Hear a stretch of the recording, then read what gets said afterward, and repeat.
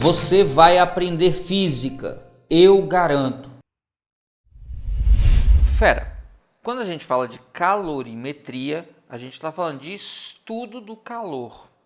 E aí a gente primeiro precisa entender que um corpo não possui calor. Calor é o nome que a gente dá para a energia em trânsito entre dois corpos, espontaneamente do corpo de maior temperatura, se aqui a temperatura for TA e aqui a temperatura for TB. Se eu tenho um fluxo de energia térmica espontâneo de A para B, é porque a temperatura de A é maior que a temperatura de B. Calor é essa energia exclusivamente em trânsito. Quando a gente fala de calor, a gente está falando em calor em trânsito. Um corpo não possui calor. A energia no corpo, a energia térmica, é uma das energias internas do corpo. Atenção e cuidado com isso. Quando há troca, é que a gente fala de calor. A gente nunca fala em calor do corpo. Muita atenção e cuidado com isso. A quantidade de calor ela pode ser determinada dependendo do tipo de situação que está associada a esse calor. Como assim, Ives, o tipo de situação associada a esse calor?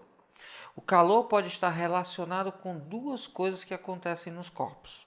A primeira delas é mudança de temperatura.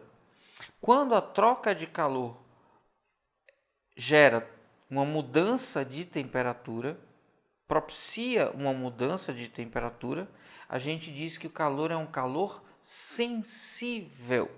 E aí, a expressão matemática para determinar essa quantidade de calor é M da massa total do corpo, C pequenininho, C minúsculo, que é uma propriedade do corpo chamado calor específico, vezes variação na temperatura, ΔT.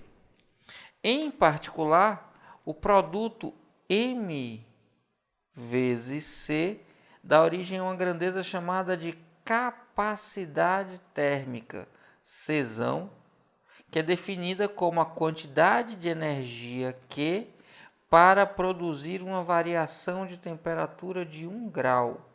É só passar esse ΔT para cá dividindo. Importante, Czinho é uma propriedade da substância. Água tem calor específico, ferro tem calor específico. Czão é uma característica do corpo. Uma massa de água, por exemplo, água dentro de um copo, tem capacidade térmica. Uma barra de ferro tem capacidade térmica. Muita atenção e cuidado com isso. Czinho é da substância, Czão é do corpo. A quantidade de calor, quando associada com variação de temperatura, é chamada de calor sensível. Agora, o calor pode provocar no corpo uma mudança de estado físico, de sólido para líquido, de líquido para gasoso ou de gasoso para líquido, líquido para sólido. Quando a passagem é uma passagem de sólido para líquido, a gente chama essa passagem de fusão. Quando a passagem é de líquido para o estado de vapor, a gente chama de vaporização. Mas aí a gente tem a vaporização, a ebulição e a calefação como essa passagem. Como que acontece em temperatura constante para uma dada pressão? É a ebulição. Eu vou colocar aqui que de líquido para gasoso temos ebulição. A vaporização, ela é uma passagem de líquido para gasoso. Acontece por evaporação de forma lenta e abaixo da temperatura de ebulição. A evaporação depende da pressão do ambiente, mas depende também da temperatura, depende também da área de contato do corpo e da umidade do ambiente onde ele se encontra. A calefação é uma passagem rápida, violenta, que acontece acima da temperatura de ebulição. Ela é caótica e rápida. Quando você, por exemplo, acabou de fritar ovos, pega a frigideira e coloca em contato com água, tem aquele pronto, ali está acontecendo uma calefação. A passagem de gasoso para líquido é chamada de liquefação. A passagem de líquido para sólido é chamada de solidificação. E a passagem direta de sólido para gasoso é chamada de sublimação. E a volta de gasoso para sólido, alguns chamam também de sublimação, outros chamam de ressublimação. Toda vez que o sentido da transformação é de sólido para líquido, de líquido para gasoso, eu estou recebendo energia e por isso eu aumento a energia interna e o grau de liberdade das moléculas. Então, quando eu estiver indo de sólido para líquido, de líquido para gasoso, eu estou recebendo energia. A forma aqui de calor que a gente está lidando.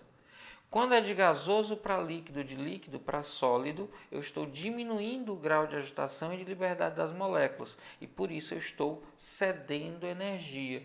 Então, eu cedo calor. A quantidade de calor que é trocada é chamada de calor latente. E depende da massa, só que atenção, aqui essa massa é apenas a massa que se transforma. Não importa se o corpo tem 200 gramas, 300 gramas, 50 gramas, se ele transformar desses 200, desses 50, apenas 10 gramas, esse M que está aqui é 10. Se passam 10 gramas de sólido para líquido, eu uso 10 gramas aqui na fórmula. Fora o M, eu tenho um L, que é uma característica da substância, é uma propriedade, desculpa, da substância, que é chamado calor latente de transformação. É quanto de energia eu preciso dar para transformar cada grama, por isso o nome específico. Esse L aqui é a quantidade de energia que é preciso dar para cada grama de massa que se transforma. Atenção, porque essas trocas de calor, quando acontecem num ambiente isolado, separado do resto do universo, a gente diz que o sistema é um sistema termicamente isolado. E nos sistemas termicamente isolados, o somatório, a soma de todas as trocas de calor, é igual a zero, porque a energia sai de um ponto, vai para outro, mas no sistema a quantidade de energia é constante e não se altera. Então, quando a gente tiver um sistema termicamente isolado,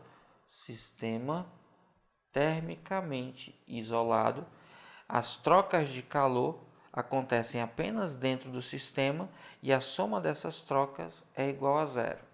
Quando o calor estiver associado a uma mudança no estado físico, sólido, líquido, líquido, gasoso, esse calor é tido como latente. E por fim, quando o calor está associado à mudança de temperatura, o calor é dito sensível. Calor sensível, mc ΔT. Calor latente, m vezes L. Sistema termicamente isolado, a soma das quantidades de calor é igual a zero. Tome nota e acompanhe exemplos. E aí, fera, já merece seu like? Então cai matando aí nesse like e já sabe, se tiver dúvida, deixa nos comentários que eu respondo.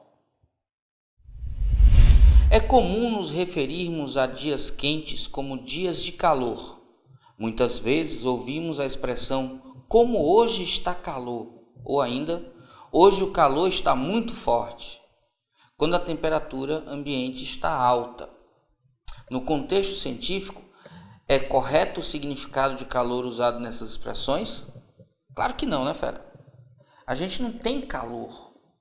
Calor, do ponto de vista físico, é um processo de troca de energia que é motivado pela diferença de temperatura entre dois corpos ou dois sistemas. Calor só leva esse nome quando a energia está em trânsito.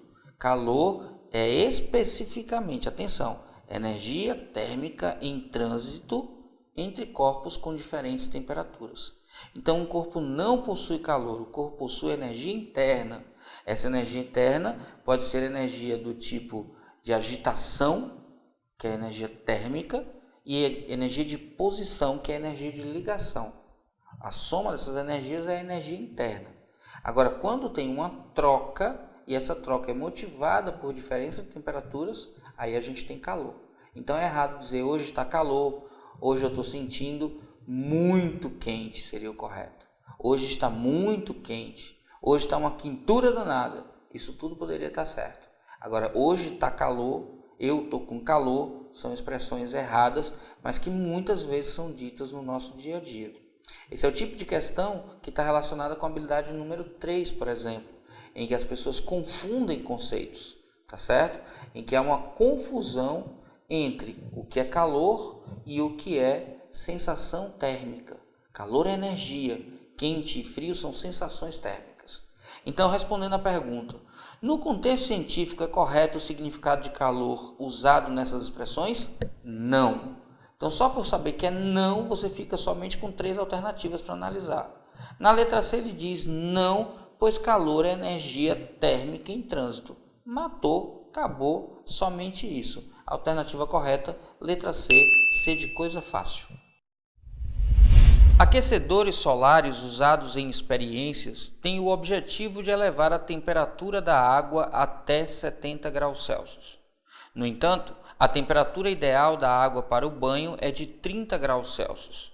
Por isso, deve-se misturar a água aquecida com a água à temperatura ambiente de um reservatório que se encontra a 25 graus Celsius. Qual a razão entre a massa de água quente e a massa de água fria na mistura para que o banho esteja na temperatura ideal? Bom, antes da gente fazer propriamente a questão, eu queria relembrar calor. Lembra que calor é uma forma de energia, mas não uma energia que o corpo contenha, e sim uma energia que o corpo troca. Por isso a gente fala que é energia em trânsito. É uma forma de energia térmica, atenção, em trânsito. Mas não é só isso. Em trânsito entre corpos que apresentam diferentes temperaturas. Então, é uma energia em trânsito entre corpos com diferentes temperaturas. Vou botar aqui embaixo para ficar juntinho e você lembrar que são diferentes temperaturas. Calor não está contido no corpo. No corpo a gente tem energia interna. Quando há uma troca, cedendo ou recebendo essa energia, se é uma energia térmica em trânsito, por conta de uma diferença de temperaturas, a gente chama de calor. Quando o calor é um calor sensível, atenção e cuidado, calor sensível, a gente fala de mudança de temperatura. Quando a gente tem uma mudança de temperatura no corpo que recebe ou cede calor, o calor é dito sensível.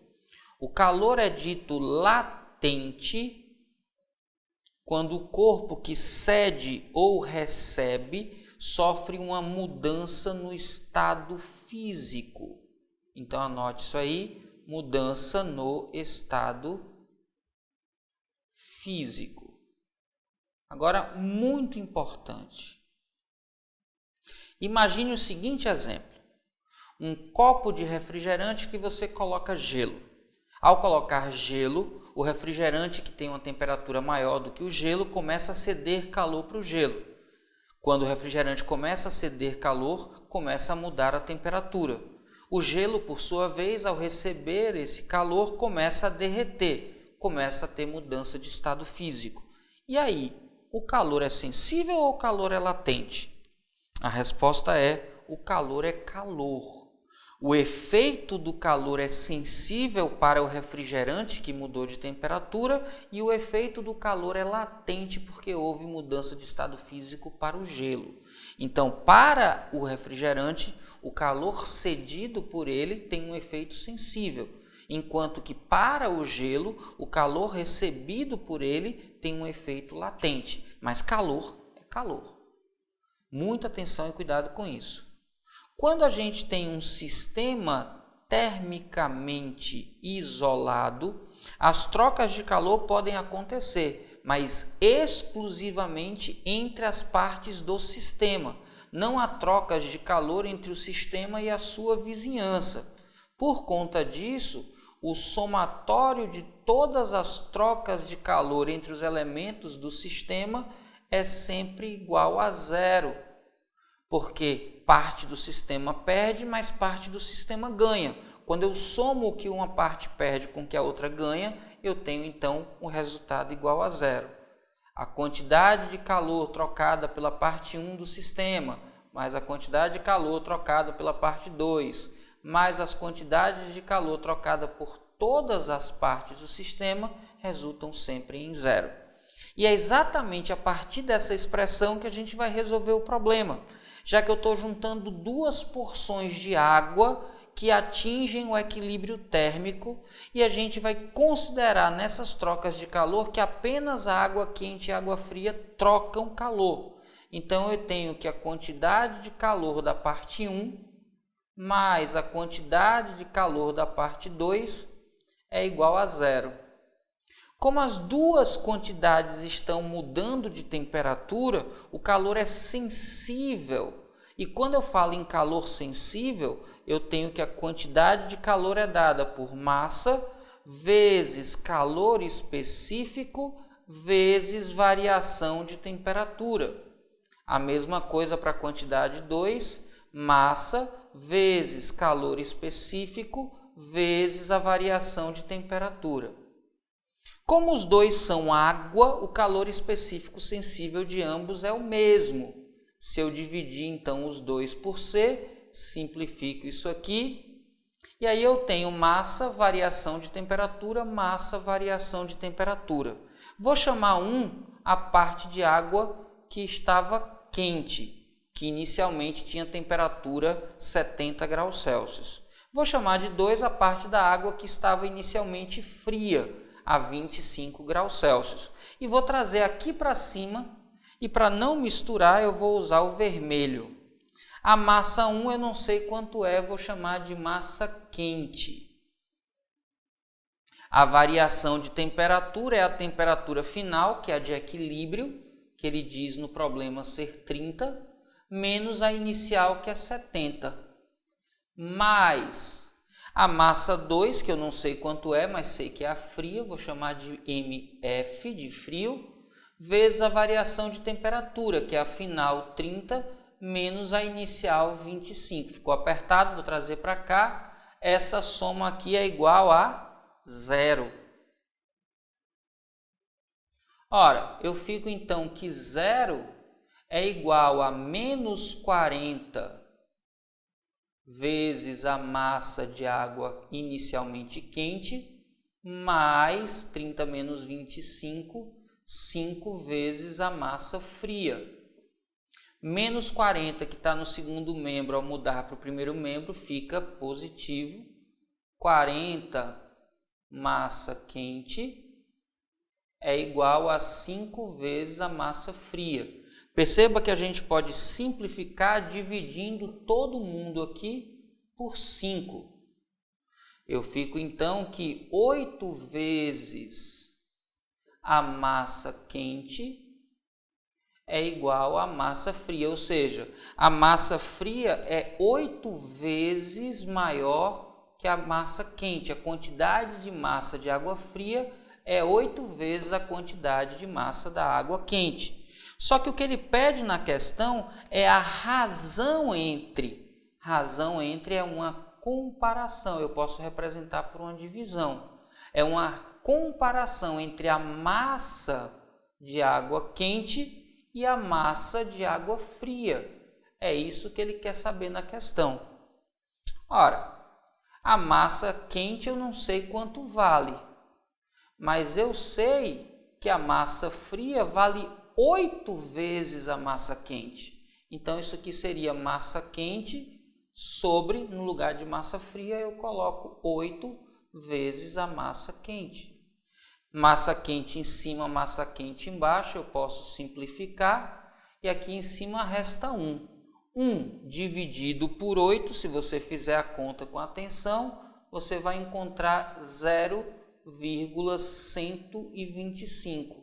Então, a razão entre a massa quente e a massa fria de água que é misturada é 0,125. Qual é a alternativa que diz isso para a gente? A letra B. B de boazinha, tranquila. Mais uma questão aí feita, fera. Antes de a gente falar propriamente de fluxo de calor, vamos lembrar que quando a gente fala de troca de calor, de fenômenos de transporte, a gente pode trocar calor de 3 maneiras diferentes: condução, convecção e irradiação. E aí eu vou pedir para você lembrar sempre do seguinte: condução, lembre de vibrar. As moléculas do corpo estão o tempo todo vibrando. Quando a gente troca calor por condução térmica, uma molécula vibra a vizinha, que vibra a vizinha, que vibra a vizinha, e o calor vai passando de um ponto para o outro. Então a energia entra numa extremidade do corpo, aumenta a agitação térmica de uma molécula, que aumenta da vizinha, que aumenta da vizinha. Então eu vou passando a vibração de molécula a molécula.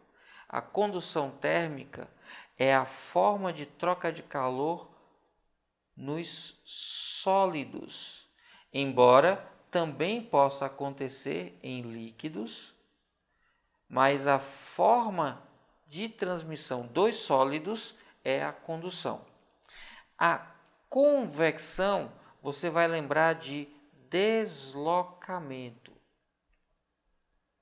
Como assim, Ives? Na convecção, o aumento de temperatura faz com que haja um afastamento das moléculas e isso diminui sua densidade. Ao afastar, diminui a densidade e aí se desloca para cima. Ao se resfriar, aproximam-se as moléculas e aí fica mais denso e desce. Aquece, afasta, diminui a densidade, sobe, esfria, aproxima, aumenta a densidade e desce. Aquece, sobe, esfria, desce. Esse movimento de deslocamento das moléculas é chamado de corrente de convecção. E ele acontece nos fluidos, que são líquidos e gases. É por causa da convecção que a parte mais aquecida tem que ficar na parte de baixo do corpo e a menos aquecida na parte de cima.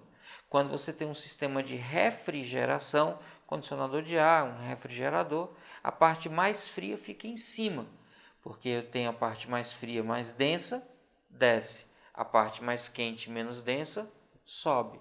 Se você colocar a sua mão próxima a uma vela, imagina que está aqui a vela, está aqui a chama da vela. Se você colocar a mão aqui de lado, ela se aquece. Se você colocar aqui em cima, ela se aquece ainda mais, porque o ar quente tende a subir. Então, quando a gente tem a parte mais aquecida, na parte de baixo, é a posição melhor onde ela deve ficar. A parte menos aquecida, na parte de cima, para criar uma corrente de convecção nos líquidos e gases. Quando falar de irradiação, lembre de onda. Mas não qualquer onda. Lembre de onda eletromagnética. Como é uma onda eletromagnética, ela consegue se propagar inclusive no vácuo. mas a onda eletromagnética da irradiação, ela se propaga através de sólidos, por exemplo, atravessando vidros de janela. Se você estiver do lado de dentro da sua casa, o vidro for transparente, a radiação solar chega até você. Ela se propaga em líquidos, se dentro da água você consegue receber radiação. Ela se propaga através de gases e ela é a única forma de propagação através do vácuo. Se vibrar é condução, se deslocar é convecção e se for onda eletromagnética é irradiação. O fluxo é uma taxa que mede a rapidez da troca de calor. O fluxo é definido como a quantidade de calor trocada por unidade de tempo. É uma rapidez. Esse fluxo depende de alguns fatores. O primeiro deles é a área de contato do corpo com o ambiente. Quanto maior a área de contato, mais calor é trocado com o meio. Então eu tenho uma relação de direta proporcionalidade. Ao contrário da área, quando a gente fala da espessura do corpo, espessura que normalmente é usada a letra L de largura, a relação entre a quantidade trocada de energia e a espessura é uma relação de inversa proporcionalidade. Quanto mais espesso, mais difícil a troca. É por isso que em dias quentes a gente usa camisetas fininhas para facilitar a troca de calor e em dias frios a gente usa roupas mais grossas para dificultar a troca de calor do nosso corpo com o ambiente. A mesma coisa os lençóis. Quando a gente está em dias mais quentes, a gente usa lençóis mais frios. Mais finos, para facilitar a troca de calor do seu corpo com o ambiente. Já nos dias mais frios, a gente quer se proteger, a gente usa edredons, que são lençóis mais grossos e que dificultam a troca de calor. Importante, um lençol, um moletom, um casaco não aquecem você. Eles não são aquecedores. Eles funcionam como uma barreira para troca de calor entre você e o meio. Como o ambiente está mais frio, você perde calor para o ambiente. E aí o edredom, o moletom, o casaco dificulta essa troca, preservando em você conforto térmico. Atenção e cuidado com isso. Para transformar proporcionalidade em igualdade, a gente precisa de uma constante de proporcionalidade. E aí essa constante é chamada constante de condutividade térmica. É esse K aqui. Metais transferem energia mais rapidamente do que vidro, por exemplo. É por isso que quando você toca numa lata de refrigerante dentro da geladeira, ela parece muito mais fria do que quando você toca numa garrafa dentro da mesma geladeira. Não porque realmente a temperatura seja diferente necessariamente, mas sim porque o metal é muito mais eficiente na troca de calor e o cérebro se confunde com isso. Então, quanto maior for essa condução, maior é essa constante. Aí eu tenho diretamente proporcional à área, então A aparece multiplicando, inversamente proporcional à espessura. Além disso, a diferença de temperaturas influencia. Quanto maior é a diferença de temperatura entre os dois pontos, mais fluxo de calor eu vou ter. Então, é uma diferença de temperaturas. É a temperatura maior menos a temperatura menor. Uma coisa interessante que pode ser cobrada na prova do Enem, está relacionada com isso aqui, presta atenção na minha mão. A minha mão aberta, ela tem área 1 e área 2 de contato e tem essa espessura em relação ao ambiente. Se eu dobro e fecho a minha mão, perceba que agora eu tenho metade da área de contato, porque eu tenho só uma das faces da mão e não as duas, e eu tenho mais largo a mão. Ora, se eu diminuo a área de contato, como é diretamente proporcional, eu diminuo o fluxo. Se eu aumento a espessura, como é inversamente proporcional, se eu aumento a espessura, eu diminuo o fluxo. Ou seja, fechar a mão vai fazer com que haja menos troca de calor entre a minha mão e o ambiente. Vai fazer com que esse miolo fique mais protegido. É exatamente por isso que animais, quando em ambiente frio, se enroscam no próprio corpo para diminuir a troca de calor. Perceba aquele seu pet, gatinho, cachorro, no inverno. Ele não dorme esticado, ele dorme enrolado nele mesmo. Animais de grande porte também podem fazer isso quando hibernam. Por exemplo, o urso, quando vai dormir, ele se enrosca para diminuir a área de contato e aumentar a espessura. Tranquilo? Tome nota disso aí e acompanhe alguns exemplos. Em dias com baixas temperaturas, as pessoas utilizam casacos ou blusas de lã, com o intuito de minimizar a sensação de frio. Atenção à palavra sensação. Fisicamente, essa sensação ocorre pelo fato de o corpo humano liberar calor. Atenção a isso, que é a energia transferida de um corpo para outro em virtude da diferença de temperatura entre eles. A utilização de vestimenta de lã diminui a sensação de frio, por quê? Muita atenção e cuidado agora, fera.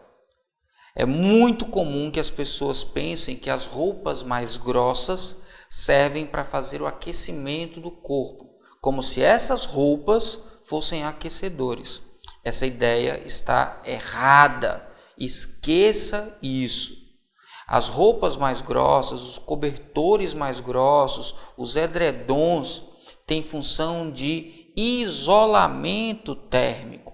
Na verdade, não isola completamente, mas diminui a taxa de transferência de energia, o chamado fluxo.